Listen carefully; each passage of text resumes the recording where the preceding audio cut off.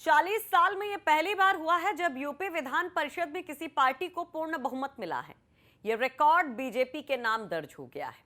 इसके पहले 1982 में कांग्रेस के पास पूर्ण बहुमत था। यूपी विधान परिषद में 100 सीटें हैं, इसमें से 36 सीटों के लिए चुनाव हुए थे।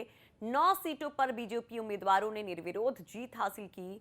जिन 27 सीटों पर वोटिंग हुई उसमें से 24 पर बीजेपी को जीत मिली और इसी के साथ रच दिया बीजेपी ने एक नया इतिहास। नमस्कार, आप देख रहे हैं यूपी तक और आपके साथ मैं हूं सुषमा। तो जो 3 सीटें नहीं मिली, पहले उनके बारे में बता देते हैं। दरअसल यहां पर बाहुबलियों का बोलबाला देखने को मिला और ये 3 सीटें बीजेपी के हाथ नहीं आई। लेकिन विधान परिषद की जिस आंकड़े की हम बात कर रहे थे कि इस आंकड़े ने इतिहास रच दिया है, जरा उस पर नजर डालिए कि विधान परिषद में बहुमत का आंकड़ा 51 का है, जबकि अब यूपी की अगर 36 में से ये जो 33 सीटें बीजेपी को मिली हैं इस बार के चुनाव में, और इसलिए हम कह रहे हैं कि बीजेपी ने एक बड़ा इतिहास रचा है। हालांकि अभी एक रिकॉर्ड है जो बीजेपी तोड़ नहीं पाई है और वो रिकॉर्ड है सत्ता में रहते हुए बीएसपी की जीत का रिकॉर्ड तोड़ना। दरअसल सत्ता में रहते हुए बीजेपी ने 36 एमएलसी में से 33 सीटों पर तो जीत हासिल कर ली, जबकि मायावती के अगर रिकॉर्ड की बात करें तो 2010 में उनकी सरकार जब थी और उस दौरान एमएलसी के जब चुनाव हुआ था तो बसपा ने सबसे बड़ा रिकॉर्ड हासिल किया था। सबसे ज्यादा एमएलसी सीटें जीतने में कामयाब रही थी और अब तक बीएसपी के इस रिकॉर्ड को कोई तोड़ नहीं सका है। 2004 में मुलायम सिंह यादव जब मुख्यमंत्री थे तब स्थानीय निकाय की एमएलसी सीटों में जो सपा की सीटें थी वो 24 थी 36 में से।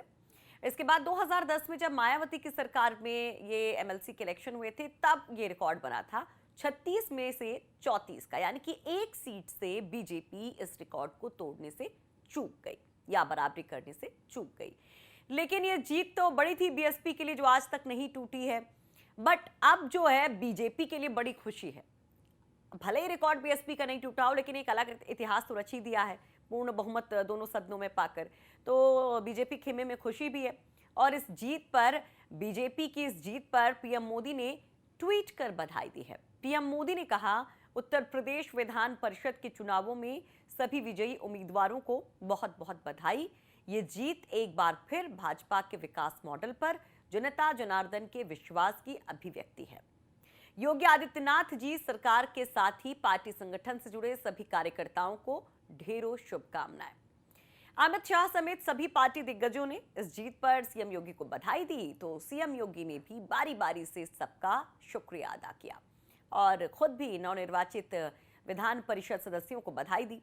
वैसे आपको ये भी बता दें कि योगी आदित्यनाथ 2017 में जब यूपी की सत्ता पर काबिज हुए थे, पहली बार जब मुख्यमंत्री बने थे, उस समय सपा विधान परिषद में सबसे बड़ा दल था। उसके बाद तो जैसे जैसे चुनाव होते गए बीजेपी के विधान परिषद सदस्यों की संख्या बढ़ती गई।